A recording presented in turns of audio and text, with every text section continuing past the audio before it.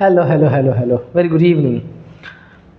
अभी जिन बच्चों ने प्री का पेपर दिया था उस टाइम भी बच्चों का ये था कि सर सिलॉग्स इजी लगता है, इजी है भी, गिफ्ट है रीजनिंग का वो, लेकिन कई सारे क्वेश्चन या कई सारे पैटर्न ऐसे हैं जिसमें थोड़े सा अटकने की कंडीशन आ जाती है। तो मैंने सोचा क्यों ना आपको इस टॉपिक के जो बेसिक चीज़ें हैं वो क्लियर किए जाए अलग अलग छोटे छोटे पार्ट में 10-10 मिनट की वीडियो में। और उसी में से एक पार्ट में लेके आया हूँ आपका ओनली अ फ्यू, जो सिलॉग्स का इम्पॉर्टेंट पार्ट है। और मुझे लगता है कि अगर आपके एग्जामिनेशन में 3 क्वेश्चन आते होंगे तो 3 में से 2 क्वेश्चन में आता होगा। साथ में मैंने मिक्स कर लिया है प्रेसीड एंड फॉलोड, ये आपको पता है अल्फ़ाबेटिकल सीरीज़ का, जिसको अल्फ़ा न्यूमेरिक सीरीज़ भी बोलते हैं, उसका एक छोटा सा हिस्सा है और वो मैं पढ़ाना चाह रहा हूँ।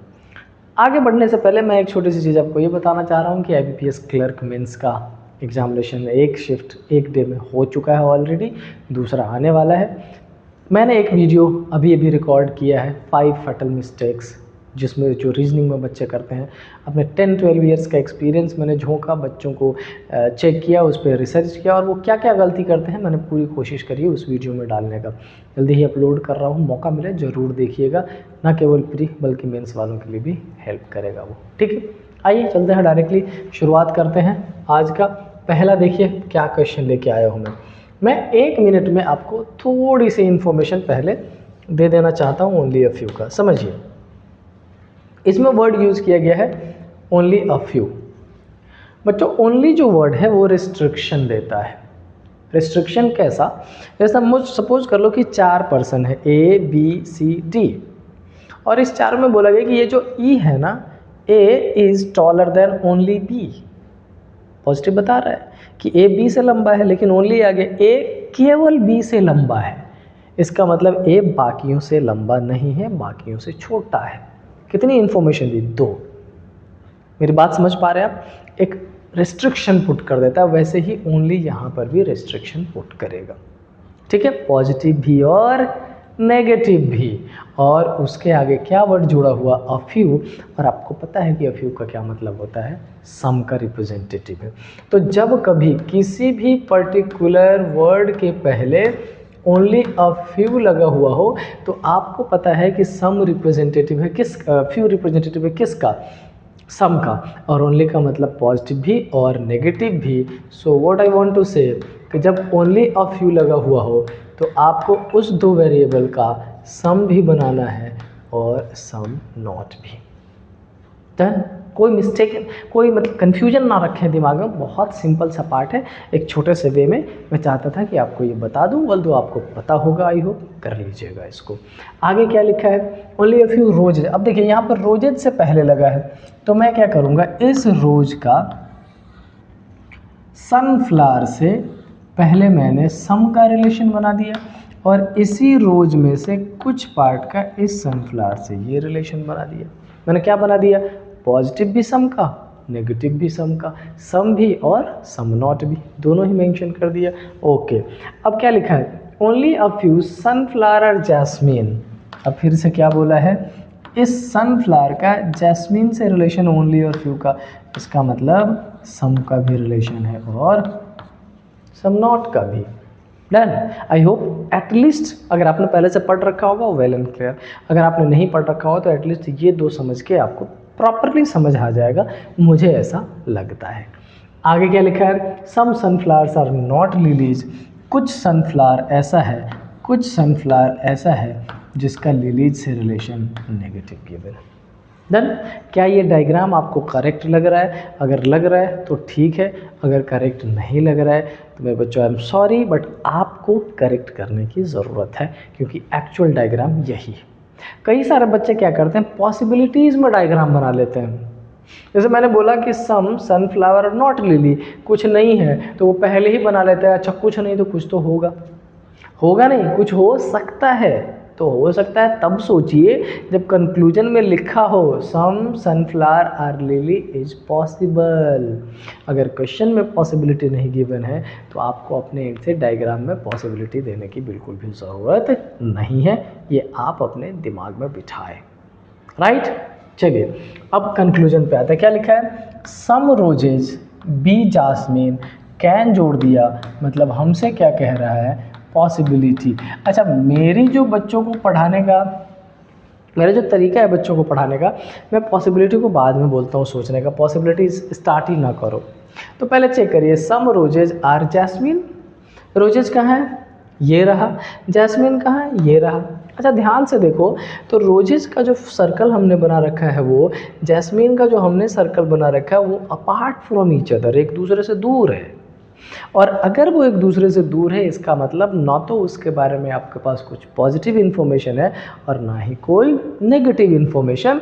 और जब आपको किसी के बारे में कुछ पॉजिटिव और नेगेटिव नहीं पता हो तो मैं बोलता हूँ कि आप उस कंक्लूजन को करो CND, और CND में जुड़ गया पॉसिबिलिटी, कंक्लूजन हो गया 100% correct.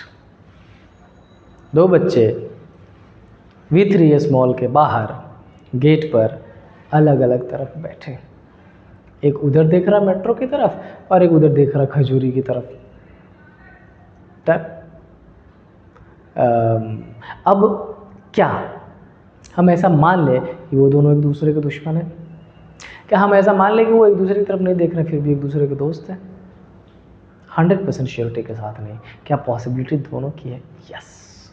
It means if two persons are not talking to each other, sitting apart from each other, standing apart from each other, वहाँ पे सारी पॉसिबिलिटी अलाइव है, चाहे वो उसके होने की या उसके ना होने की। Conclusion number 2, some roses are jasmine. Some roses are jasmine, इसको डेफिनेटली फॉल्स कर देते, डेफिनेटली फॉल्स नहीं, डू नॉट फॉलो कर देते। कैन नॉट बी डिटरमाइंड में ऊपर वाला कंक्लूजन सेम है, लेकिन वहाँ पर कैन लगा है इसलिए करेक्ट किया। समझ लो, यहाँ पर बहुत शानदार क्वेश्चन है। पॉसिबिलिटी लगा तो करेक्ट कर दिया, पॉसिबिलिटी नहीं लगा एलिमिनेट कर देंगे, डू नॉट फॉलो। अब क्या लिखा है? सम लिलीज आर रोज। लिली ये रहा, रोज ये रहा, कोई पॉजिटिव कोई नेगेटिव कुछ नहीं पता, ये भी किस में चला जाएगा? Do not follow. आंसर क्या हो जाएगा? ओनली ऑप्शन है। समझ आई बात? मैं उम्मीद करता हूँ कि इस एक क्वेश्चन से ही मेरे बच्चे सारे इतने होशियार समझदार हैं कि मैं उनको वो ज़रूर बता पाया जो उनको चाहिए, ओनली अ फ्यू में। ठीक है, नेक्स्ट ये रहा एक और क्वेश्चन मैं आपके लिए सॉल्व कर रहा हूँ, करते हैं, देखते हैं क्या कह रहा है। सम एडिटर्स आर नॉट डायरेक्टर्स। कह रहा है कि बच्चों कुछ एडिटर्स ऐसे हैं जो डायरेक्टर्स नहीं है। All directors are producer. सारे ही directors producer. No producer is a screen play. इसका स्क्रीन प्ले से कोई रिलेशन नहीं है। Only a few screen play are actors. कुछ स्क्रीन प्ले एक्टर्स है और इसी में से कुछ स्क्रीन प्ले ऐसा है जो एक्टर्स नहीं है। ठीक, आप सुनो, मैं जब क्वेश्चन लेके आता हूँ ना, अगर आप मेरी वीडियो देख रहे हो, अगर मैं क्वेश्चन लेके आता हूँ तो इसको छोड़ दीजिए, आप अपना डायग्राम बनाइए और तो बाद में मैच करिए, बाद में इसको देखिएगा। कंक्लूजन क्या कह रहा है? All producer can be editor.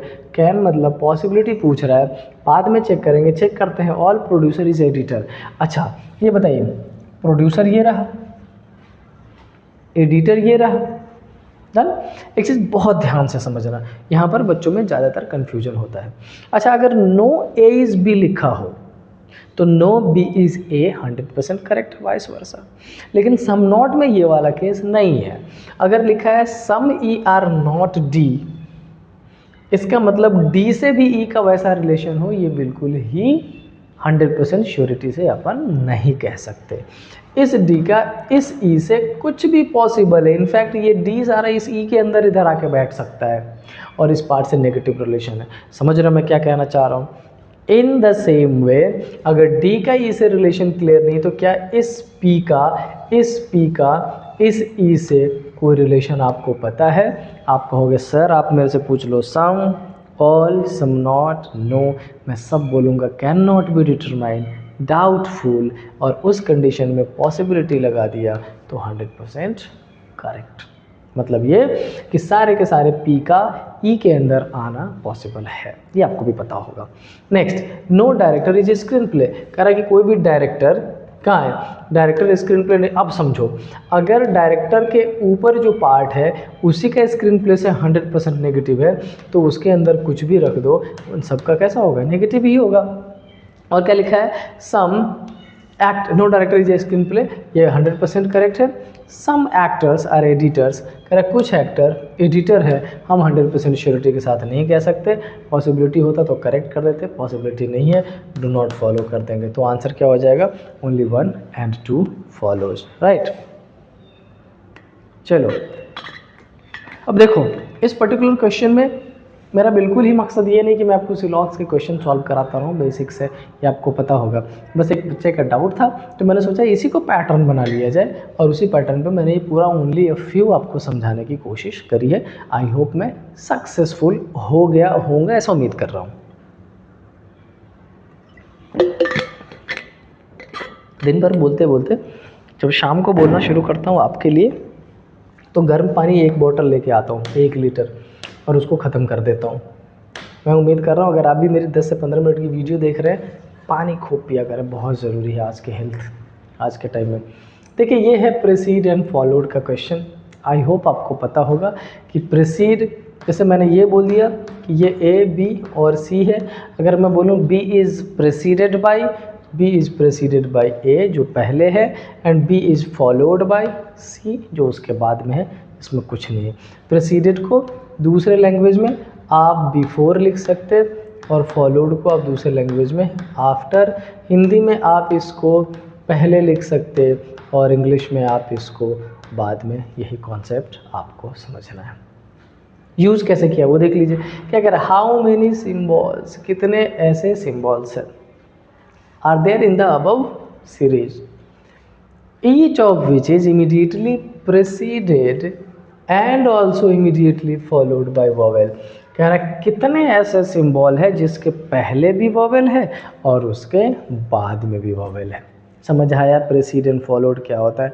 यही है, बहुत सिंपल है। इसलिए मैं हमेशा कहता हूँ अल्फ़ाबेटिकल सीरीज, सिलॉग्स, इनइक्वालिटी गिफ्ट है आपके पेपर में अगर आता है तो देखिए ये रहा ये पहला सिंबल, क्या इसके पहले और बाद में वोवेल है? नहीं है। ये रहा सिंबल है क्या? नहीं है। ये रहा सिंबल पहले और बाद में? नहीं। ये रहा सिंबल नहीं है। ये रहा सिंबल नहीं, ये रहा सिंबल। मुझे लगता है कि एकमात्र ये है परसेंटेज जिसके पहले भी वोवेल है, जिसके बाद भी वोवेल है। So the correct answer is only 1। समझ आया है ना? सिंपल, कर लोगे आप। I know it, I know it. Next ये देखिए क्या लिखा है। इफ थोड़ा सा डिफरेंट क्वेश्चन है, कर लीजिएगा, बहुत मुश्किल नहीं है, सिंपल है। क्या कह रहा है?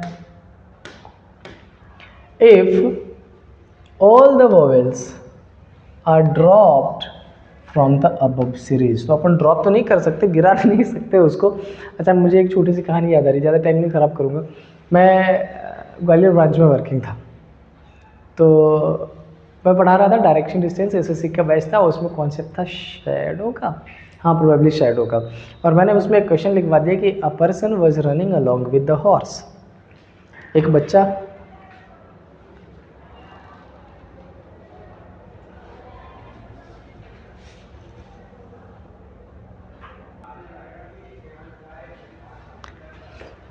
बीच में एक गालिब आ गए थे, इसलिए मैं बोल नहीं पाया, वो बात रोकना पड़ा मुझे। कोई नहीं, स्टोरी बाद में करेंगे, पहले क्वेश्चन कर लेते हैं। If all the vowels are dropped from the above series, सारे ही वोवेल की काउंटिंग अब नहीं करनी है। Then which of the following would be the eighth element from the right of the 13th element from left hand. अब समझिए इसमें दो चीज़ें की गई। क्या कह रहा है कि लेफ्ट हैंड से जो 13वां लेटर है, जो 13th लेटर है, उसके राइट में 8वां कौन है? तो लेफ्ट हैंड से मैं 13 अगर काउंट करूँ तो ये हो गया 5, 10, 15 जाने की ज़रूरत कहाँ है, 13 तक आना है, ये हो गया 13। और इस 13 से 8 काउंट करना है, इसका मतलब यहाँ से 4 और 4 8, आंसर कौन सा हो जाएगा? यू गिवन नहीं है, नन ऑफ दीज हो जाएगा, कोई इशू नहीं है। एक बार दोबारा चेक कर ले क्या, 5 और 5 10 और 3 13, और 13 के राइट में कौन सा है? 8वां है। तो 1 2 3 4 5 6 7 8 अपन करेक्ट है 100%, नन ऑफ दीज आंसर हो जाएगा। ये काउंटिंग है। क्या हर बार ये काउंट करने की ज़रूरत है? बेटा काउंटिंग तो आपको करनी पड़ेगी, बस एक चीज़ ध्यान रख लीजिएगा। जैसे इसमें पहला गिवन था 13th लेफ्ट और उसके 8th राइट में है, तो लेफ़्ट साइड से हम चले वहाँ और उसके राइट में आगे चलने की ज़रूरत होगी, तो हम इसको क्या करेंगे ऐड, और 13 + 8 क्या हो जाएगा 21। अगर दोनों का दोनों लेफ़्ट ही लिखा होता तो सब्ट्रैक्शन करना पड़ता, दोनों का दोनों राइट ही लिखा होता तब भी सब्ट्रैक्शन करना पड़ता। अब एक लेफ़्ट लिख लो और एक राइट लिख लो तो सिंपल सा मतलब है कि आप उसको ऐड कर लीजिएगा, थोड़े से जल्दी से काउंटिंग हो जाएगा। अब बात रही कि ऐसा क्यों, तो समझिए, एक लिखा है लेफ़्ट एंड, एंड से, लेफ्ट एंड से, लेफ्ट का कॉर्नर जो है वहाँ से, और दूसरा क्या लिखा है टू द राइट, उसके राइट में जाना है। इसीलिए हम लेफ्ट से जब चलते हैं तो अपन राइट की तरफ ही जा रहे हैं, इसीलिए मैंने ये आपको सिंपल सा पैटर्न बता दिया। ठीक है, तो ये आपका था ओनली अ फ्यू का पार्ट। दूसरा हमने पढ़ लिया अल्फ़ाबेटिकल सीरीज़ का प्रेसिडेंट फॉलोड। पूरा लेक्चर आपका IBPS क्लर्क का जैसे ही मेंस का जो सेकंड बच रहा है डे, वो सेकंड डे पे हो जाता है। उसके बाद रीजनल रोड बैंक के लिए पूरा चैप्टर वाइज मैं पढ़ाने वाला हूँ आपको सारे। हाँ, बस ये ध्यान रखिए कि वो भी मैं क्वेश्चन वाइज ही पढ़ाऊँगा आपको। जैसे अल्फ़ाबेटिकल सीरीज़ के 15 क्वेश्चन का एक सेट 30 मिनट्स का लेक्चर होगा, और उसे पूरा चैप्टर मैं आपके लिए कंप्लीट करने वाला हूँ। डन? तो पढ़ते रहिए, हंसते मुस्कुराते, बिना प्रेशर लिए हुए, प्रैक्टिस खूब सारा करते रहिए। और आपका अगर जैसे सपोज़ कर लो 20 डेज़ है, 20 डेज़ में कितने सेट लगने चाहिए, क्या क्या पढ़ना चाहिए, कैसा शेड्यूल होना चाहिए, उस पर भी एक वीडियो मैंने आपके लिए रिकॉर्ड की है, एडिटिंग में है, जल्दी ही मैं आपके लिए अपलोड करूँगा। डन? सो मिलते हैं नेक्स्ट क्लास में। Till then stay happy. जय हिंद।